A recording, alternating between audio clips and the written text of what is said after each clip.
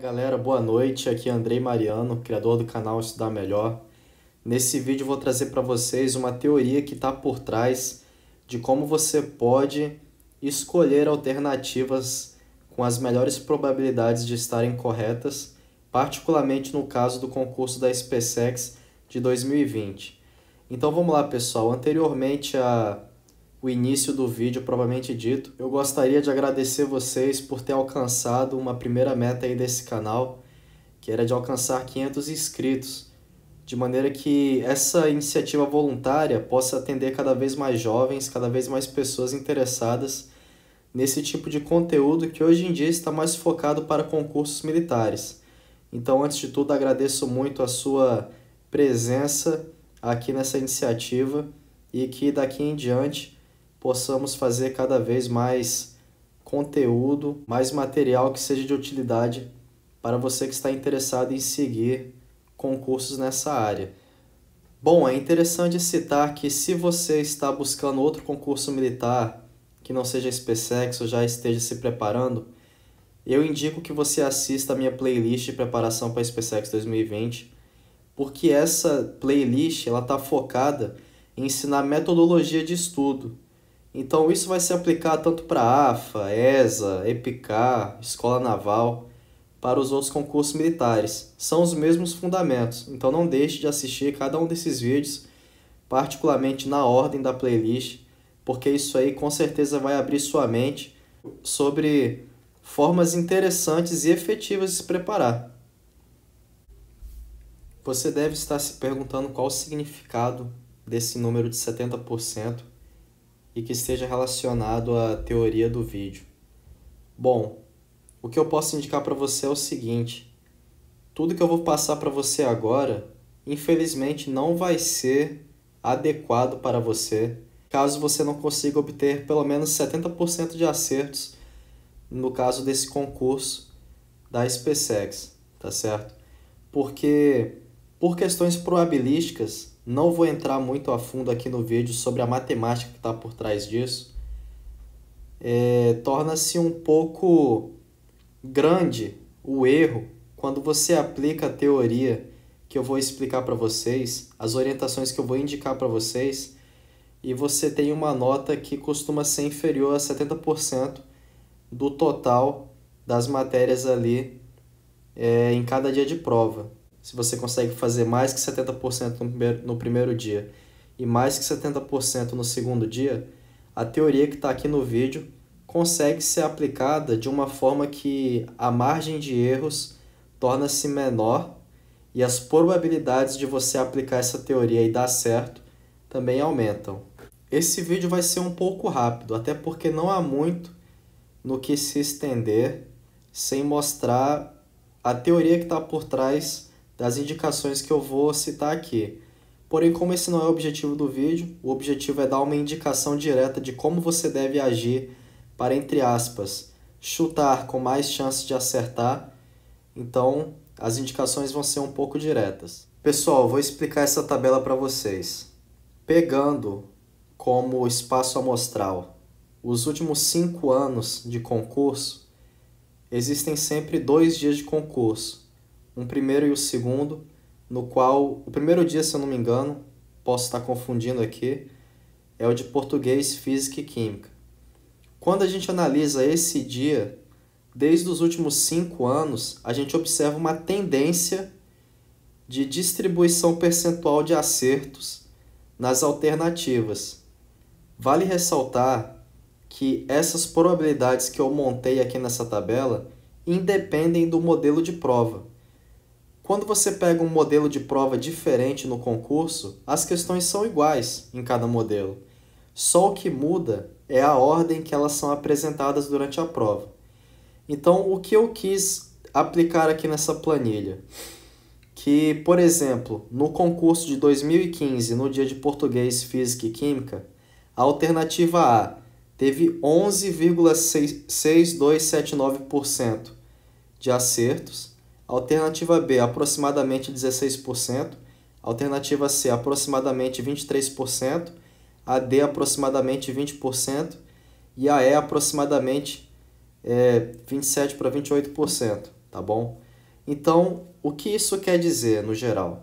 Consultando outros colegas meus que têm um conhecimento muito mais profundo nessa área probabilística de chutes, eles inclusive já utilizaram muito nos outros concursos públicos que passaram, e eu particularmente no meu último concurso público militar, eu consegui angariar aproximadamente 1,5 em uma prova e 1 ponto na outra, que era de múltipla escolha, aplicando essa técnica de probabilidade de chute. E eles me indicaram, junto comigo, nós fizemos uma espécie de reunião para decidir qual que é a melhor linha de tendência de distribuição de percentual nas questões. E a gente descobriu que no dia de prova, que é de português, física e química da SpaceX, a gente sempre observa uma letra, principalmente, que é desfalcada em relação às outras na quantidade de acertos. Porém, existe uma pequena probabilidade de que 2 letras também sejam desfalcadas. Então, qual que é a indicação que eu dou para você, que vai estar fazendo concurso e que você costuma tirar sempre acima de 70% em simulados que são das matérias de português, física e química? A minha indicação é a seguinte: todas as questões que você não souber, você vai deixar elas em branco até próximo do final da prova. E aí você vai anotando todas as questões que você sabe em algum lugar da prova, em algum verso, e você vai contando a quantidade de letras que você escolheu para cada uma, tá bom? É claro que durante a prova você não vai fazer uma fração ali para encontrar perfeitamente o percentual de cada letra que você distribuiu. Então, observando o caso na prática aqui, vamos supor que esse ano se repita o padrão de 44 questões no dia de português, física e química. Vamos supor que quando você terminou a prova, você encontrou essa distribuição de acertos, ou melhor, de escolhas nessas letras, e você percebeu que a sua letra A teve 8, a letra B 4, a C 6, a D 6 e a letra E 7. Então, você buscaria seguir o seguinte algoritmo. Primeiro, você buscaria fazer o possível para deixar de escolher, nas alternativas que restaram e ficarem em branco, a letra que você escolheu menos. No caso desse indivíduo aqui, a que ele escolheu menos foi a B, então a B vai ser, digamos que a alternativa que ele vai buscar evitar ao máximo nas respostas em branco que sobraram. E como que você vai priorizar entre as demais letras na hora de escolher, decidir numa alternativa ali que ficou em branco? No caso, é interessante que você siga o seguinte algoritmo. Você vai buscar sempre manter essa ordem. Se a sua segunda letra mais escolhida for uma das alternativas que você ficou em dúvida, busque sempre colocar ela. Caso ela não faça sentido, aí você vai para a terceira ou quarta mais escolhida, independentemente das que você já escolheu anteriormente. E por último, você vai escolher a mais escolhida que você já veio escolhendo até agora. No caso desse indivíduo, teria sido a letra A. Então, eu particularmente, eu seguiria esse planejamento. Eu ia evitar ao máximo, escolhendo as que sobraram. A que eu escolhi menos até então, porque provavelmente ela é a alternativa desfalcada. E eu ia sempre buscar escolher nas que sobraram a segunda que eu mais escolhi até então. Caso ela não tivesse entre as opções sensatas para decidir numa questão, porque é absurdo escolher a letra E numa determinada questão, se fosse o caso desse indivíduo aqui, aí que eu partiria para escolher a C, e então para D e então para A, seguindo essa ordem aí de alternativas que ainda ficaram ali em aberto, porque eu estou na dúvida se elas são a resposta correta ou não. Então é isso, pessoal. Oriento. O caso desse indivíduo aqui é fictício, tá bom? O mecanismo que você vai levar para a prova é esse algoritmo que eu botei aqui. Uma letra vai estar desfalcada, provavelmente vai ser a que você escolheu menos até então. E aí você segue essa ordem. Pega a segunda que você mais escolheu até então e busca focar nela. Se não fizer sentido, aí vai para a terceira, depois para a quarta e por último, a primeira que você já veio escolhendo mais até então, tá bom? Dessa maneira você vai otimizar os seus acertos. Passando para o segundo dia de prova, que é matemática, geografia, história e inglês. Repito, não lembro agora se esse é o primeiro ou o segundo dia, mas passando para essa prova aqui, que é de matemática, geografia, história e inglês, e tem como costume ter 56 alternativas por dia. Eu fiz esse estudo, consegui concluir junto com os meus companheiros que têm um pouco mais conhecimento que eu nessa área probabilística de chute, e a gente observou que sempre tem duas letras que têm maior percentual de alternativas corretas. Então, como vocês podem observar, desde 2015, nesses últimos 5 anos, é observável que duas letras conseguem sempre ter uma diferença em relação às três demais. Então, qual que é a mentalidade? Trazendo novamente o exemplo fictício aqui de um guerreiro aqui que escolheu 9 na A, 10 na B, 7 na C, 6 na D e 7 na E. E deixou mais ou menos 30% da prova em branco. O que ele vai fazer? No caso da prova de matemática, inglês, geografia e história, o indivíduo vai buscar, atenção, a mentalidade é diferente do caso anterior. O indivíduo vai buscar priorizar, escolher entre as duas alternativas que ele mais escolheu até então, de forma que ele prioriza preferencialmente em colocar a maior parte das questões em branco naquela questão que ele já veio escolhendo mais até então.